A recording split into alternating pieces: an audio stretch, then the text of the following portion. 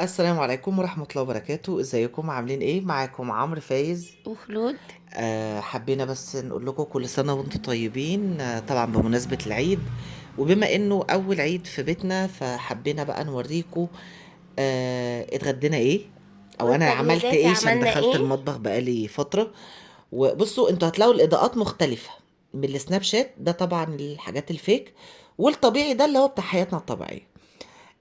والعيدية بتاعت والكحك. يعني بصوا خليكم معانا كده، ولودي هتقول لكم كل حاجة. طبعا دي البلالين، حبيت اروق كده على الشقة. بص، انا عايزه اقول لكم اول حاجه كل سنه وانتم طيبين. وعايزه اقول لكم ان يعني العيد كده وانت في بيتك كده دي حاجه تانية اصلا. فربنا يفرح قلب كل الناس وكل واحده كده تبقى مبسوطه في بيتها. عمرو طبعا عمل بلالين هنا، كان بيعمل بلالين لجيراننا. وبعدين عمل لنا بلالين برضو في الشقه وعلقها وكده. وجهزنا بقى الحاجات الكاندي والبونبوني وكده، وجبنا كارت العيدية الترند اكيد انتوا كلكم عرفتوا ان هو نزل يعني. مال الحلال اه، اهو. عشان نفرح بنات اخو عمرو. وعمرو بقى احنا عملنا الترمس وسلقناه يعني هو والحمص وكده. عملتي ايه اول ما جبتي الترمس؟ اول ما جبت الترمس طبعا انا جايباه متاخر جدا، جايباه ليله الوقفه بالليل خالص.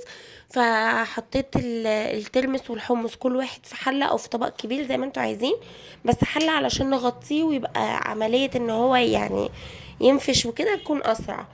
او حطيت عليه ميه مغليه وغطيته بالغطا بتاع الحله وسبته لغايه لما نفش وخلاص، عدى عليه تقريبا ساعتين.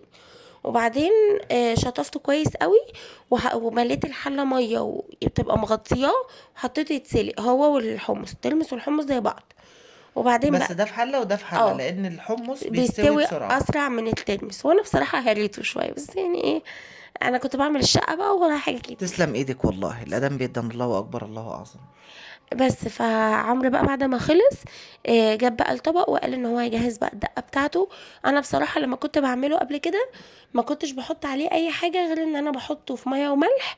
ولما اجي ابتدي ان انا اطلع منه علشان ناكل يعني، احط في الطبق واحط عليه بقى ليمون وشطه وكمون رشة وكده. السكر دي من عندي، يعني اللي عايز يعملها يعملها، مش عايز مفيش مشكلة. والترمس بالالوان انا منزله لكم واحط لكم في صندوق الوصف. ولو عندكم بابريكا اعملوا نفس الدقه دي واعملوا بابريكا بتخلي لون الميه بتاعته حمرا وحلوه. بس انا ما كانش عندي، ما كنتش بس عارفه. المية ايه الاخبار؟ تحفه، طعمها حلو جدا، ده انا ماما كانت بتشربها بالمعلقه وفيها شطه. بس هي بالبركة، يعني الحاجات دي كده بالبركة.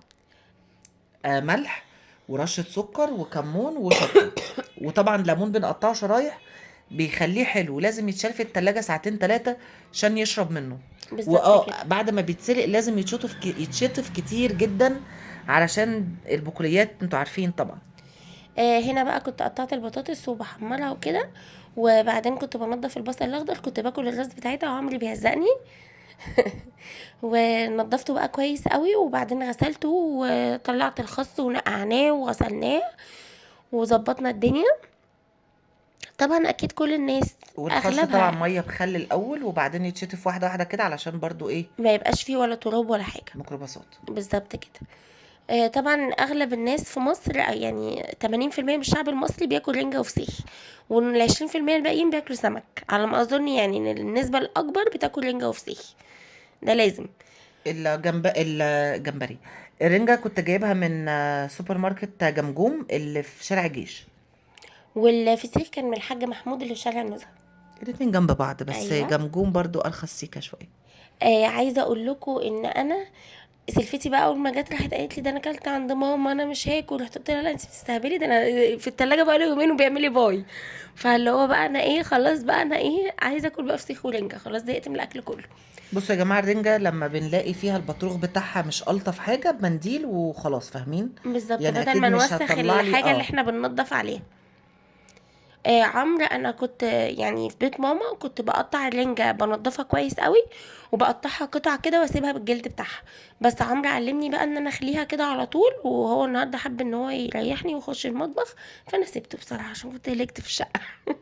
وكان زمان أيام ماما كده كانوا بيعملوا بيحطوها على النار لغاية أما مش تفرقع، بحبها. بتحدق جدا. ما أنا طبعا يعني آه بنقنق، أنتوا عارفين ما طبعا. المصمصة. اي حد بيبقى بيعمل حاجه في المطبخ لازم يدوق. وصدقوني لازم يبقى فيه جنبكم كيس بلاستيك تحطوا فيه، وكيس نقطع عليه علشان الزفاره. لسه لودي ما دخلتش المطبخ واتفرجت على المهرجان اللي انا كنت عامله. ودي بقى الفسيخ. طبعا هما 3 فطلعنا 2 وكمرت واحده في الفريزر يعني. عايزه اقول لكم بقى ان هو فعلا، انا بصراحه الراجل اللي كانت ماما بتجيب منه ما كانش كل مره بيبقى الفسيخ حلو، بالذات في المواسم بيبقى مفتل كده ومش حلو. هو بس ناشف سيكا، ممكن يكون من التلاجة ممكن. لان هو بيتحط في حاجات تبريد، او بيبقى عنده مش في التلاجة. انا عم حطيته في التلاجة من تحت نشف سيكا يعني، بس بس طعمه طعمه حلو قوي قوي. من غير عيش. يا جماعة الحاجات دي بتتاكل من غير عيش. وريحته بقى نظيفه. انا طلعت طبعا طقم السمك بتاعي بقى، قلت ايه ادلعهم كده. عمرو بقى بينضف الفسيخ كويس قوي، لان انا بصراحه قلت له انا ممكن اعمل الرنجه، بس انا عمري ما مسكت فسيخ كده. كنت بجيبه بقى مخلي على طول. بس فهنا بقى كان بينضف اه يعني انتوا الفسيخ. بتفتحوه بس اه لازم تشيلوا بس انا كنت يعني انا كنت هخليها، بس لودي قالت لي لا، عشان حطها كده اه ونمصمصها. انا بس بشيل الراس والديل. في ناس طبعا الراس دي بالنسبه لها الحياه، بس انا ما لا بقدرش لا لا. عشان التتبيلات والملح بتبقى موجوده فيها. وعلشان الناس ما تقرفش من الفسيخ يا شباب، هقول لكم على حاجه جميله جدا. الفسيخ اول ما تفتحوا منه اول فتحه، عايزين تضغطوا من فوق ماشي، وبعدين تروحوا جايبين منديل. مش بشرط نشوف ايه اللي جوه السمكه. فاهمين اقصد ايه؟ لان ده بيتعفن من غير ما يعني ما بيتنضفش. بيتخلل يعني. بيتخلل. بس اللون انا عايزه اقول لكم ان الاضاءه بس عندي لمبه في هتشوفوا بقى وعمرو بيحط الحاجات على السفرة، هتشوفوا بقى لون الفسيخ بقى ده اللي بجد. لان بس الاضاءه ظلمه، لان انا شغال بالرينج لايت وفي لمبه في المطبخ مش افضل حاجه. دي كنت هخليها بس بعدين قالت لي لودي فقلت خلاص. بس وهي والله اصلا طعمها حلو قوي. متهيألي خليها صعب مش سهل. لا، سهله بس هي ناشفه. اه والسكينه حاميه. لا. يعني السكينه لو انا المفروض اعمل بظهر السكينه. بصوا بقى عمرو بقى كان ايه فاهمه جاب يعني المفروض كنت اعمل بظهرها مش بوشه. كنت انا بقى بشوف البطاطس، وعمرو كان بيشيل بقى المفرش والحاجة من على السفرة والعيش. وبسخن العيش. بص طبعا انتوا عارفين ان انا رفيع جدا، فحبيت بس اقول لكم ان في فيديو بعد العيد ان شاء الله هيعجبكم قوي، لحاجه سالتوني عليها اكتر من مره. فانا جبت منها علبه، وهجربها معاكم، ولا ريسبونسر ولا اي حاجه. هجربها معاكم وانتوا اللي هتشوفوا الفرق كده ايه مع بعض يعني. آه فبس نقول يا رب كده ويا مسهل وربنا. بس ايه، خلاص موضوع رمضان انا ما كنت في الشغل، ولودي كانت في البيت، فما كناش بنصور كتير. ما بقى يعني انتوا عارفين رمضان هو طار لوحده.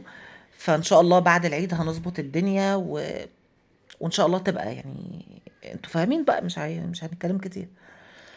هنا كان عمرو بقى بيفرش المفارش بتاعت اللي هي البلاستيك اللي بتترمي دي. عايزه اقول لكم ان هي عمليه جدا بقى في اي حاجه زفره وكده. بس وحطينا بقى البصل الاخضر والخس، فدان بصل جايبي اخضر. انا كنت عارفه عايزه يا اقول ماما. لعمرو انت ليه عملت كده. والمشكله ان هو قبل ما يتنضف ما كانش عامل ريحه في التلاجة. بعد ما اتنضف واتشالت الراس بتاعته وكده، لا مش الطف حاجه بالنسبه لي. فيعني ايه، يا ريت نخلص منه بدري بدري كده. حطينا بقى الرنجه وحطينا الفسيخ، لسه الفسيخ ما جاش. عمرو هو بيحط انا الخس. بكره رايح لعيلتي، لو انا خدت لهم حته الفسيخه دي يعني هيضربوني هياكلونا احنا. لا لان هم طبعا بيحبوا الفسيخ جدا، بس ممكن اعمل معاهم مناوشات. والترمس هاخد لهم بكره برضو. طبعا الليمون حاولت ان انا اعمله بايديا، فقلت ايه، طب ايه الغباء اللي انا فيه ده. طب ما يا دي عمرو احنا الاستاذه لودي جايبه لنا عصار. عصاره القصب الليمون فنستخدمه. اللهم صل وخدنا على. قشر الليمون ده حطيناه في الطبق بتاع الصابون علشان لما نيجي انا بس نغسل. برش رشه زيت بسيطه على الحاجه يعني، على الرنجه والفسيخ. في ناس بقى بتاكل الحاجات دي بطحينه، انا ما اعرفش الناس دي بتاكلها ازاي بطحينه. لا انا ساعات كنت اعملها في الرنجة، افصص الرنجة قطع صغيرة قوي واشيل منها الشوك وكده، تبقى متنضفة طبعا كويس قوي. وبعدين ابشر عليها جزر وكابوتشا وزيتون ومايونيز. بتبقى تحفة.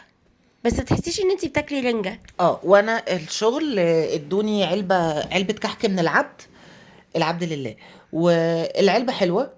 بس انا بقى هوريكم طبعا بعدين بقى. انتوا عارفين ريحه الشقه، فاحيي صاحبه هذه كده اهو، وميرسي ليكي. ورحت مولع بقى الفحم.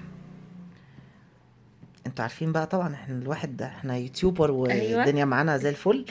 فطبعا المبخرة بتاعت ماما، ورحت بقى حاطط الريحة تحفه. طيرت الفسيخ. طبعا ناس كتير عارفة البخور بتاع الماجد، اسمه الماجد صح؟ اه ده بقى بتاع الكحك، اخويا جاب لي منه، انا يعني مش عارفه اقول ايه الصراحه. كحك هو حلو قوي يعني قوي قوي قوي. يعني انا من موقع هذا والكحك والبسكوت وكده من مكان اسمه ابو عادل في المنصوره. انا ما اعرفش بصراحه هو ايهاب جابه ازاي، بس اكيد يمكن يكون عنده شحن او حاجه. بس احب اشكرك جدا يا ايهاب، واقول لك عقبال ما تجيب لنا كل سنه. بس ما تغيرش ابو عادل. التقفيل بتاع الحاجه وان ما فيش واحده مكسوره، وان انت عارفه يعني ايه من المنصوره ومن اه القاهره. طبعا. ما فيش واحده مكسوره، وانت عارفين منفوخه. وطعم الحاجه يا جماعه وملمسها وهم. والصابليه طب ليه على ايه ده اه برضو حلو قوي. السابليه بقى ده في حته لوحده. هو في منه لوتس وبوستاشيو وزبدة فول سوداني وشوكولاتة جواها نوتيلا وشوكولاتة جواها بندق وسنيكرز دي فهي حلوة جدا. وحبينا بقى الفيديو اللي بيخلص دوت نقول لكم يا رب الفيديو يكون عجبكم، وما تنسوش لو الفيديو عجبكم تعملوا لايك وشير وسبسكرايب للقناة، ونشوفكم في فيديو جديد. وادعوا لنا ان احنا نصور فيديوهات كتير علشان الدنيا معانا مش ألطف حاجة. كل سنة وانتم طيبين وينعاد عليكم بالخير. مع السلامة. باي باي. تعالوا زورونا.